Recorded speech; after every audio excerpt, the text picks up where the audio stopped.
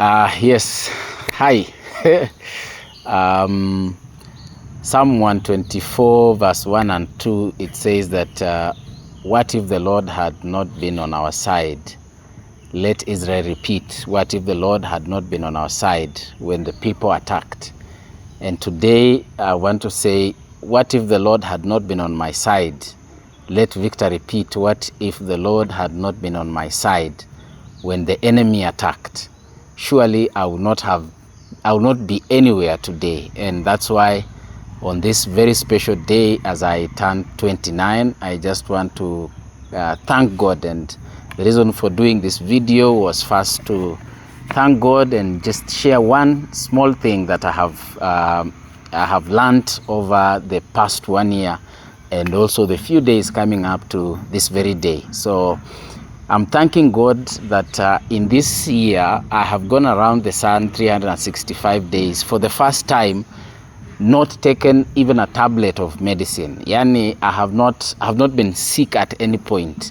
God has given me good health. I have had strength. I have gone on to do everything every day. I have woken up every day and slept in the evening without any illness in my body. So I want to, in a very special way, thank God for that. Number two, I want to emphatically thank God for the unmet expectations and the unanswered prayers. And maybe some of you will be tempted to ask, why would I thank God for unmet expectations and unanswered prayers? I'm intentionally doing that and passionately doing that because I have learned that God is in control of my life. I'll be sharing something about that at a later stage. So I want to specifically thank God for the unmet expectations and the unanswered prayers, because I know that God is on this case and he has a purpose for that. You know, sometimes as Christians or even as people, when we go to God, we expect that he will always give us the good things that we desire. And we fail to understand that even those good things that we think or perceive as humans, God does not look at them with the angle or the eyes that we look at them. So Romans 8:28, it says that everything that happens works for the good of them that love the Lord and are called according to his purposes. And I have vividly learned about that in the course of this year and as I said, a few days running up to this day. How? We love or we like associating good things with God and bad things with God. And when I was learning about this, I realized that I have been dividing God in my life. You know, there are portions that I attribute to God and there are portions that I don't attribute to him. And I have realized that that was a mistake that I have been doing. And that's why I wanted to share this with you. Some of you are at a place where you are trusting God for so many things in your lives. You're trusting God for a good job. You're trusting God maybe for marriage. You're trusting God for breakthrough in school fees and many other things. And when those things don't come the way we have asked God or trusted God for, we tend to think and even believe that Satan is the cause, or you know, Satan has just hijacked the plan of God in your life. And whether that may be true or not, I think I learned that it is very good for us to associate God with all these things. The moment you begin separating God from some things of your life, then it shows the level of faith that you have. As one who is known by God and called by God, we need to come to a place where we appreciate God for the good and for the bad, believing that all these things, he has allowed them in our lives for our good. Job, after suffering for over 9 months, in Job 42 verse 1 and 2, he said that, now God, I know that there is no purpose of yours that can be thwarted. There is no plan of yours that can be restrained. So it did not matter the level of suffering that Job went through. What mattered was that God was on course. He was faithful to the purpose for which he called us. I want to remind us that all of us were put here on earth for a reason and a purpose. God has God has called us for a specific reason and a purpose.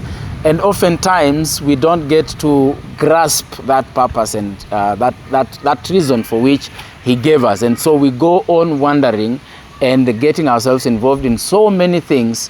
When negative things come our way, we think we get irritated, and we, at sometimes we curse everything around us for what is not working out. So today I want to remind you that even in the bad, even in the good, God has a purpose for that, and he is working around everything for our good. I'm saying this because this year I have tried a lot of things. I think when it began, I was so hopeful, and I really knew that God was going to take me to a whole different level. I trusted God for a new job. I trusted God for financial breakthrough. I trusted God for good friendships and relationships. I trusted God for many things. But there are so many that have not been met. And it's the reason why I have just wanted to come and thank God that they were not met, because he has a reason far more than what I can be able to think or imagine. He has a perfect reason for that. There are volumes of interviews, volumes of applications that I have been able to make. And it didn't go the way I desired. But it is not the reason for me to be grumbling and complaining to God this day as I turn yet another year. Going into this year with a lot of thanksgiving in my heart and gratefulness for what God has done. The fact that he has given me the little things that we don't often look at as big things, I want to appreciate God for that. So I want to remind you that the many things that you're going through, don't lose heart. Don't feel like God has left you. God is still on course for your life. He is still on purpose. He knows how to best bring it out. So you are going to be well. Keep trusting, keep believing, keep doing what you have to do. I'm now not saying that you remain in that state and just let everything flow the way it wants to flow. As a matter of fact, I want to share just a few things that you should be able to do going forward, even as you thank God for the unmet expectations and the unanswered prayers. And the things that you're supposed to do, number one, would be to trust God, to continue believing in God, remaining in God. Let your faith be anchored in him. Let it anchor more each and every morning. Believe in him. Find reasons to trust him even for the things that you do not feel like they are possible or they can be done. Someone said that when opportunities come, it is too late to prepare. So what you're going to do is make sure that you're preparing for yourself for opportunities. What does it mean by saying when opportunities come, it is too late to prepare? Because in that moment, you are supposed to begin action. You're supposed to act and move forward. But when in the wake of opportunities is when you want to begin preparing, then you will miss out on the opportunity. How do you prepare? The situation that you are in right now, the place that you are, maybe you are in a working environment that you do not relish so much. It is in that environment that you're supposed to prepare yourself for the greater opportunities that are going to come. Someone said that God never wastes affliction. He never wastes anything bad that happens on people. So you might be in a place that you are not so happy about. You might be in a place where you are afflicted each and every day. But I want to remind you that God never wastes that. He is in a process of preparing you. He is in a process of making you to be fit for the next level. What you do is you make sure that you are preparing. In that very state, in that very place that you are in, make sure that you are preparing yourself.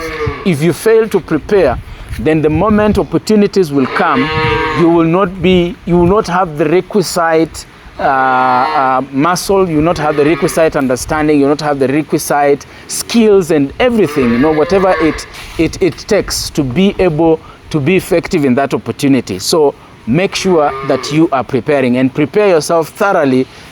Whatever you have to do, maybe it is working on your personal character, maybe it is honing new skills and acquiring new knowledge, maybe it is just learning to cultivate a deeper relationship with God. Whatever it is, that you call preparation. Maybe it is getting onto another course and doing another course and preparing yourself for that.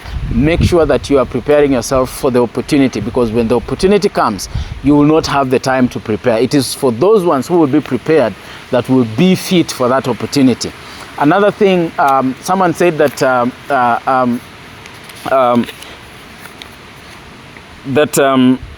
success, no one ever stumbles upon success. No one ever stumbles upon success. So success does not come to people by mistake or by surprise. It is the preparation period that sets you up for the success that you desire. It is the preparation period that sets you up for the great things. So make sure, whatever you do, make sure that you are preparing.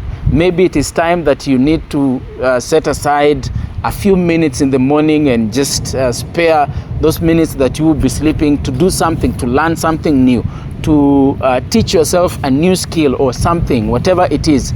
Make sure that you are preparing. And then the final thing that I would want to share with you is from Habakkuk chapter 2 verse 2. I have been learning this over the past few days, and I am practicing it and I'm putting it into practice. It says that write the vision down and make it plain, so that whoever runs towards it. So as you continue preparing yourself for the next level, the things that you desire in your life, I want to remind you that you have to write that vision down. You have to write that thing down, where you want to go, that place you want to get to. Write it down. Behold it every morning, every evening when you go back to bed. They say that out of sight, out of mind. So when something is out of sight, it is definitely going to be out of mind. You have to put it down and put it before yourself each and every day. I love a motivational speaker by the name Terry Seville Foy. She says, when she talks about vision board, she says that you put your vision before you each and every day, so that you behold it every day, because out of sight, out of mind. So let it be before you, so that every time you are doing anything, put it on your study table, put it in that room that you spend most of the hours, so that you behold it each and every day, and it reminds you to tell God about it, so that you do not miss out on anything. So that is one of the things that I wanted to share with you, even as you prepare. And I know that times are very hard. You might really be going through very tough times. That one I know. But do not despair. Do not give up. Keep preparing yourself for the next level. God never wastes any affliction. Remember that.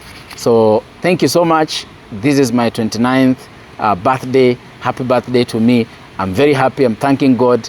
And just like very many other YouTubers say, please like, subscribe, and share my video. God bless you.